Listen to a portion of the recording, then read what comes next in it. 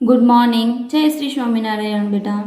बेटा introduction to accounting chapter number 1 के अंदर हम लोगों ने अकाउंटिंग की definition, features of accounting, accounting and book keeping के बीच में डिफरेंस क्या है वो हम लोगों ने देख लिया था।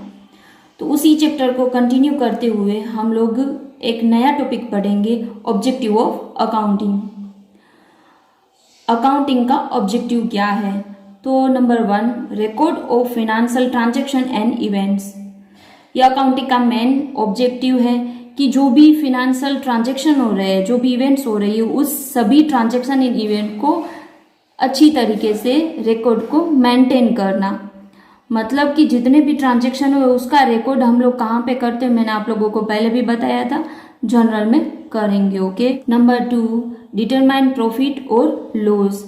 कंपनी के अंदर कितनी प्रॉफिट हुई, कितनी लॉस हुई, वो हमें अकाउंटिंग के ऊपर से पता चलता है, या तो नेट रिजल्ट हमें पता चलता है।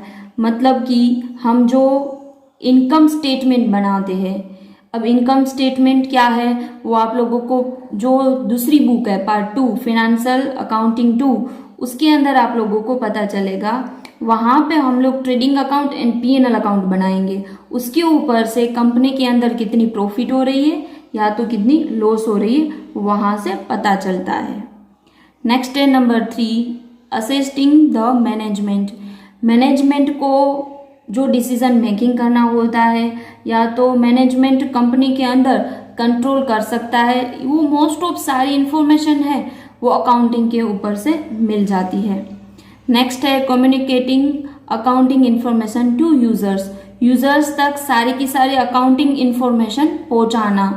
अकाउंटिंग है वो सारी की सारी इंफॉर्मेशन है वो इंटरनल एंड एक्सटर्नल यूजर्स तक पहुंचाता है। Next number 5 objective, protecting assets. जो बिजनेस के अंदर असेट्स होती है उसको प्रोटेक्ट करना। मतलब कि ये कहाँ से हम लोग प्रोटेक्ट कर पाएंगे? तो कंपनी के अंदर जो बैलेंस शीट बनाई जाती है, कंपनी के अंदर जो बैलेंस शीट बनाई जाती है वो भी फाइनल अकाउंट में बनाई जाएगी। मैंने आप लोगों को आगे जैसे बताया कि trading account and P&L account, उसके बाद बैलेंस शीट बनाई जाती है। तो वो बैलेंस शीट के अंदर 2 साइड होती है, एक तो लायबिलिटी साइड एंड दूसरा है असेट साइड। तो यहाँ से कितनी असेट्स है वो हमें पता चलता है। असेट्स है वो कंपनी की जो प्रॉफिट है वो अर्न करने में ज़्यादा हेल्प करती है, इसलिए। नेक्स्ट है number 6, determine financial position. Company के अंदर फिनेंशियल पोजीशन क्या है वो हमें अकाउंटिंग के ऊपर से पता चलता है कि कंपनी के अंदर कितनी लॉस हो रही है, कंपनी के अंदर कितनी लायबिलिटीज है, कितनी असेट्स है, कितना अभी भी हम लोग क्रेडिट में बेच सकते हैं, वो सारी की सारी इंफॉर्मेशन है वो हमें अकाउंटिंग के ऊपर से पता चलती है। अब हम लोग नेक्स्ट टॉपिक लेते हैं, फंक्शंस ऑफ अकाउंटिंग। अकाउंटिंग के फंक्शन क्या क्या है? Number 1, maintaining systematic accounting records. Accounting के जितने भी रिकॉर्ड्स हैं, जैसे कि लेजर अकाउंट बनाते हैं हम लोग, जर्नल बनाते हैं, क्लासिफाई करते हैं, उसको सिस्टमेटिकली मेंटेन करना। नंबर 1 प्राइमरी, ये इसका फंक्शन है। ओके, यानी कि हम लोग ऐसे बोल सकते हैं कि बुक कीपिंग है वो प्राइमरी फंक्शन है। Number 2, preparation of financial statement. Financial statement को प्रिपेयर करना। फिनेंशियल स्टेटमेंट यानी फाइनल अकाउंट। मैं आप लोगों को वापस याद करवा दूं, ये चैप्टर हम लोग पढ़ेंगे तब डिटेल में इनके बारे में समझेंगे तो आप लोगों को समझ में आ जाएगा। इसके अंदर क्या क्या बनाया जाता है, ट्रेडिंग अकाउंट, P&L अकाउंट, यानी कि उनको बोला जाता है income statement, and balance sheet को बोला जाता है फिनेंशियल पोजीशन। ओके, तो ये इसके ऊपर से हमें कंपनी के अंदर कितनी प्रॉफिट है, असेट्स है, लायबिलिटी से वो पता चलती है, इसलिए इनको मेंटेन किया जाता है ठीक से। नंबर 3 फंक्शन है मीटिंग लीगल रिक्वायरमेंट्स, यानी कि जितने भी ट्रांजैक्शन हम लोगों ने किए हैं उसका रिकॉर्ड हम लोग रूल्स एंड रेगुलेशन को फॉलो करके करते हैं। एंड अकाउंटिंग स्टैंडर्ड होता है उसका यूज़ किया जाता है, एंड कंपनी एक्ट होता है उसका यूज़ किया जाता है, टैक्स एक्ट होता है, GST एक्ट होता है, वो सभी का यूज़ किया जाता है। कोई हमारे कंपनी के ऊपर क्लेम लगाता है तब हम लोग कोर्ट में ये सारे रिकॉर्ड्स है, अकाउंटिंग रिकॉर्ड्स, उसको हम लोग एविडेंस यूज़ कर सकते हैं। मतलब कि हम लोग सारा रिकॉर्ड्स है वो रूल्स एंड रेगुलेशन को देखकर ही बनाते हैं। Number 4, communicating the financial information. Number 4th function है जो फिनेंशियल इंफॉर्मेशन है वो यूजर्स तक ठीक से पहुंचाना, सारी की सारी इंफॉर्मेशन इंटरनल एक्सटर्नल यूजर्स तक। Number 5, assist to management. Management को असिस्ट करना, मतलब कि कंट्रोलिंग मैनेजमेंट है वो कंट्रोल करता है प्रॉफिट के ऊपर, एक्सपेंसेस के ऊपर, असेट के ऊपर, लायबिलिटीज के ऊपर। तो ये अकाउंटिंग है वो उनको असिस्ट करता है, उसको डिसीजन मेकिंग में काम आता है। ओके, अब हम लोग नेक्स्ट टॉपिक लेते हैं एडवांटेज ऑफ अकाउंटिंग। अकाउंटिंग का इम्पोर्टेंस क्या है? तो मोस्ट ऑफ तो आप लोगों को पता चल गया होगा, आप लोग अपनी लैंग्वेज में भी ये लिख सकते हो, मैंने लिखा है, उसके दूसरे भी आप लोग पॉइंट यहाँ पे लिख सकते हो। नंबर 1 है financial information about business. Business के रिलेटेड जितनी भी फिनेंशियल इंफॉर्मेशन है वो प्रोवाइड करता है। नंबर 2 है असेट टू मैनेजमेंट। मैंने आप लोगों को आगे भी बताया फंक्शन के अंदर कि मैनेजमेंट लेवल पे डिसीजन मेकिंग करना होता है, डिसीजन मेकिंग में भी काम आता है सारी की सारी इंफॉर्मेशन।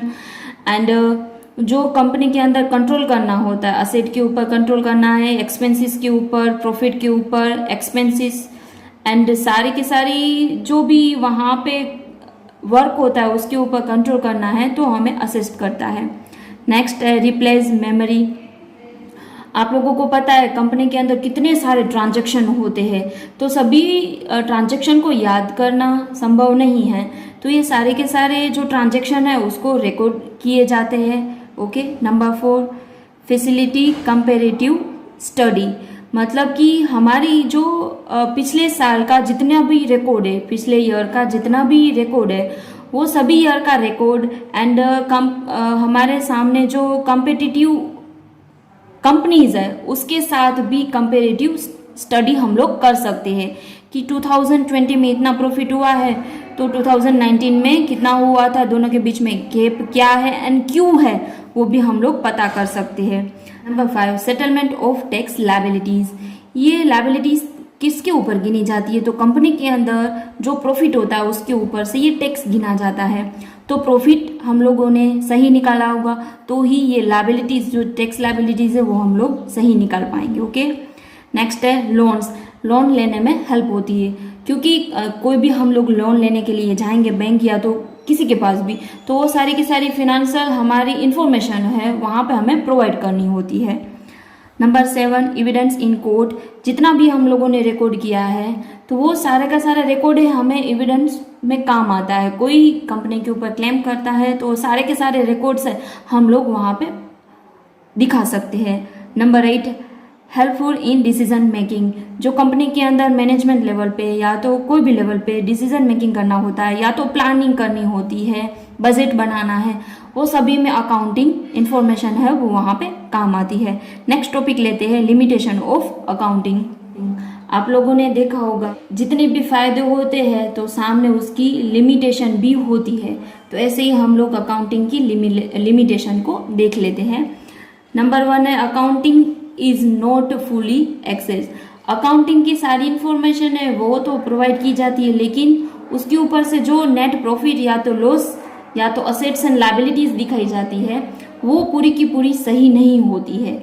ऐसा नहीं बोल सकते कि सारी की सारी सही है अमाउंट। ओके, जैसे कि मैं आप लोगों को एक एग्जांपल दूं तो स्टॉक के लिए ऐसा रूल्स है, जो स्टॉक क्लोजिंग स्टॉक गिना जाता है ना उसके पीछे एक ऐसा रूल्स है कि क्लोजिंग स्टॉक की अमाउंट ऐसी लिखी जाए book value and market value दो में से जो भी कम वैल्यू हो वो वहां पे मेंटेन की जाए। तो आप लोग कैसे बोल सकते हो कि कौन सी सही है? तो उस स्टॉक के पीछे ये वाला रीजन है कि स्टॉक की अमाउंट आप लोग गिनोगे तो उसमें book price and market price है वो दोनों में से जो कम है वो वहां पे लिखी जाएगी, मेंशन की जाएगी। Okay, number 2 accounting does not indicate the realisable value. मतलब कि जो भी वैल्यू लिखी जाती है वहां पे उसमें से जो रियल में वैल्यू होती है उसको इग्नोर किया जाता है। जैसे कि मैं आप लोगों को यहाँ पे स्टॉक का तो एक एग्जांपल दिया कि जो book value and market value दो में से जो कम है वो वहां पे मेंशन की जाएगी, राइट। दूसरा मैं आप लोगों को एग्जांपल दूं तो फिक्स असेट है वो मार्केट वैल्यू उसमें फॉलो नहीं की जाती है। जैसे कि मैंने कोई भी बिल्डिंग को 2015 में परचेस किया है 2 लाख में, तो अभी भी उसमें सिर्फ डेप्रिसिएशन डिडक्ट करके बाद में वही की वही जो हम लोगों ने 20,000 में परचेस की थी, तो 20,000 ही बुक प्राइस रहेगी, उसमें मार्केट वैल्यू मेंशन नहीं की जाती है। जैसे कि लैंड का हम लोग एग्जांपल दे, आप लोगों को पता है लैंड की प्राइस है ना हर बार इंक्रीज होती रहती है, तो मार्केट वैल्यू वहां पे मेंशन नहीं की जाती है, उसको इग्नोर किया जाता है मार्केट वैल्यू को। Okay, number 3, accounting ignores the quantitative elements. मतलब कि जो ऐसा हम लोग नहीं लिख सकते हैं कि 2 बिल्डिंग है, 3 हमारे पास लैंड है। हम लोग क्या करते हैं उसके बदले में, मैंने आप लोगों को पहले भी बोला था, कोई भी ट्रांजेक्शन है उसको हम लोग मॉनिटरी टर्म्स में कन्वर्ट करके यहाँ पे हम लोग रुपीज में लिखते हैं। ओके, नंबर 4 है accounting ignores the price level. मतलब कि प्राइस लेवल को अकाउंटिंग इंफॉर्मेशन के अंदर इग्नोर किया जाता है। मैं आप लोगों को एक सिंपल सा एग्जांपल दूं, 10 ईयर्स से पहले हम लोगों ने देखा था 1 रुपीज को हम लोग यूज करते थे। 1 रुपीज के अंदर कितनी सारी चीज है वो आ जाती थी हमारे पास, लेकिन अभी ये 1 रुपीज का कुछ भी इम्पोर्टेंट नहीं है। तो ये प्राइस लेवल जितनी भी चेंज होती है ना उसको यहाँ पे ध्यान में नहीं लिया जाता है। लास्ट लिमिटेशन है अकाउंटिंग में lead window dressing. Window dressing यानी कि अकाउंटिंग इंफॉर्मेशन को मिलावट करके कोई ट्रांजैक्शन को छुपाया जाता है। उनकी वजह से जो इनकम स्टेटमेंट है वो प्रॉफिट एंड लॉस है वो सही नहीं दिखाती, जो रियल में सिचुएशन है उसे कहीं ज़्यादा अच्छी दिखाती है। एंड साथ साथ में जो बैलेंस शीट है यानी कि फिनेंशियल पोजीशन है वो रियल में है उससे कहीं ज़्यादा अच्छी दिखाती है, क्योंकि कंपनी है वो विंडो ड्रेसिंग की तरफ जाती है। मतलब कि कितने सारे ट्रांजैक्शन में मिलावट करके रिप्रेजेंट करती है। ओके बेटा, हम लोग नेक्स्ट टॉपिक लेते हैं types of accounting information. Accounting information के बारे में तो हम लोगों ने देखा, तो अकाउंटिंग इंफॉर्मेशन कैसे कैसे टाइप की प्रोवाइड की जाती है। तो नंबर 1 है इंफॉर्मेशन रिलेटिंग टू प्रॉफिट और सरप्लस। कंपनी के अंदर प्रॉफिट होती है, जो सरप्लस है, प्रॉफिट या तो सरप्लस एक ही चीज़ है, प्रॉफिट होती है उसके रिलेटेड सारी इंफॉर्मेशन प्रोवाइड की जाती है। Number 2 information relating to financial position. Financial position यानी मैंने आप लोगों को बताया था बैलेंस शीट। बैलेंस शीट पूरी की पूरी प्रोवाइड की जाती है। नंबर 3 है इंफॉर्मेशन अबाउट केस। केस के लिए स्पेशली एक चैप्टर आप लोगों को पढ़ाया जाएगा, वो है 12th में केस फ्लो स्टेटमेंट, कि केस में कितने ट्रांजैक्शन हुए हैं वो सारी की सारी इंफॉर्मेशन वहाँ पे हम लोग गिनेंगे। मतलब कि नंबर 3 है इंफॉर्मेशन अबाउट केस। अब हम लोग लास्ट टॉपिक लेते हैं यूजर्स ऑफ अकाउंटिंग इंफॉर्मेशन। अभी तक आप लोगों ने वर्ड सुना होगा, इंटरनल यूजर्स होते हैं, एक्सटर्नल यूजर्स होते हैं। तो इंटरनल यूजर्स कौन कौन से हो सकते हैं एंड एक्सटर्नल यूजर्स कौन कौन से हो सकते हैं वो हम लोग देख लें। इंटरनल यूजर्स नंबर 1 है ओनर्स। ओनर्स है वो कंपनी की सारी इंफॉर्मेशन है वो देखता है। नंबर 2 है मैनेजमेंट। नंबर 3 है employ and workers. Employ and workers है वो भी कंपनी की स्पेशली प्रॉफिट तो देखेंगे ना कि कंपनी में प्रॉफिट कितनी है एंड एम्प्लॉय के लिए कितना फंड रखा गया है। ओके, अब हम लोग लेते हैं एक्सटर्नल यूजर्स। तो एक्सटर्नल यूजर्स नंबर 1 है बैंक एंड फाइनेंशियल इंस्टीट्यूट्स। जो हम लोग कंपनी है वो लोन लेने के लिए जाती है, तो जब भी लोन लेने के लिए जाएगी तो वो सारी की सारी इंफॉर्मेशन है फिनेंशियल इंफॉर्मेशन वहाँ पर हमें प्रोवाइड करनी पड़ती है। मतलब कि बैंक एंड फाइनेंशियल इंस्टीट्यूट है वो भी हमारी अकाउंटिंग इंफॉर्मेशन में इंटरेस्ट लेते हैं। नेक्स्ट है इन्वेस्टर्स, जो कंपनी में इन्वेस्ट करते हैं रुपीज़, या तो शेयर मार्केट में हो या नॉर्मली हो, तो भी वो फिनेंशियल इंफॉर्मेशन को यूज़ करते हैं। नेक्स्ट है क्रेडिटर्स, कंपनी के अंदर जो रॉ मटेरियल परचेस किया जाता है सप्लायर के पास, तो वहाँ पे हम लोगों ने क्रेडिट में, मतलब कि अभी रुपीज़ हम लोगों ने नहीं दिया है, बाद में हम लोग रुपीज़ दे देते हैं, उसको बोला जाता है क्रेडिट में परचेस करना। तो उनके पास से हम लोगों ने क्रेडिट में परचेस किया है तो वो क्या बनते हैं, क्रेडिटर्स बनते हैं। इसके बारे में ये यहाँ पे जितने भी आप लोगों के सामने वर्ड आ रहे हैं उसके बारे में डिटेल में हम लोग बाद में पढ़ने वाले। ओके, तो वो क्रेडिटर्स भी हमारी सारी इन्फॉर्मेशन लेगा कि कंपनी के अंदर कितनी रियल में प्रॉफिट अर्न होती है, वो बाद में हमें रुपीज़ पेमेंट कर पाएंगे या नहीं कर पाएंगे। नेक्स्ट है गवर्नमेंट सारी की सारी इन्फॉर्मेशन को इसलिए देता है क्योंकि गवर्नमेंट को कंपनी है वो टैक्स पेमेंट करती है, तो टैक्स में कुछ भी प्रॉब्लम नहीं कर रही है ना, मतलब कि रूल्स एंड रेगुलेशन को फॉलो करके ही टैक्स पेमेंट करती है या नहीं। नेक्स्ट है रिसर्चर। आप लोगों ने सुना होगा जो कंपनी के ऊपर रिसर्च करते हैं, जैसे कि पीएचडी लेवल पे या तो एमफिल लेवल पे कंपनी के ऊपर रिसर्च किया जाता है, तो वो स्टूडेंट को जितनी भी इंफॉर्मेशन चाहिए होती वो कंपनी उसको प्रोवाइड करती है। नेक्स्ट है कंज्यूमर्स यानी कि कस्टमर्स, कंपनी के जो भी कस्टमर होते हैं वो भी अकाउंटिंग इंफॉर्मेशन को देखते हैं। लास्ट है पब्लिक क्यों अकाउंटिंग इंफॉर्मेशन को देखती है, तो मैं आप लोगों को बता दूं कि जब कंपनी की शुरुआत करते हैं तब गवर्नमेंट है ना उसको एक टारगेट देती है, आप लोग कंपनी यहाँ पे चला सकते हो लेकिन ये टारगेट आप लोगों को पूरा करना है, वो पब्लिक के लिए होता है। जैसे कि मैं आप लोगों को एक एग्जांपल दूँ तो मुंद्रा में अदानी है, तो अदानी को एक टारगेट दिया गया है कि ज़्यादा से ज़्यादा ट्री प्लांटेशन करना, ऐसे ही कोई भी उसको एक टारगेट दिया जाता है। तो जो पब्लिक है वो अकाउंटिंग इंफॉर्मेशन को भी यूज़ करती है।